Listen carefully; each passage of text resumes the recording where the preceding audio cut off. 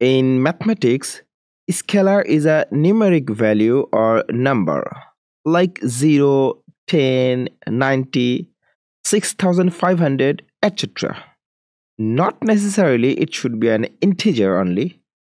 It can be both an integer or a fraction number like 9.8.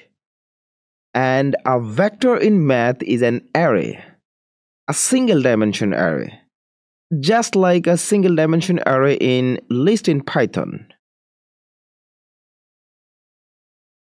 A matrix is a two-dimensional array, like a two-dimension list in Python. Well, every array or list which is more than two dimensions is called a tensor in math. It can be any dimension, 3 dimension or 4 dimension or any dimension. Interestingly, a vector is also called a tensor, a single dimension tensor. Same goes for matrix, it's a two-dimension tensor.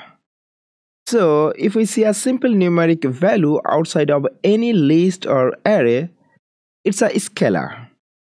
And when we see a single dimension array or list, we can either call it a vector or we can call it a single dimension tensor.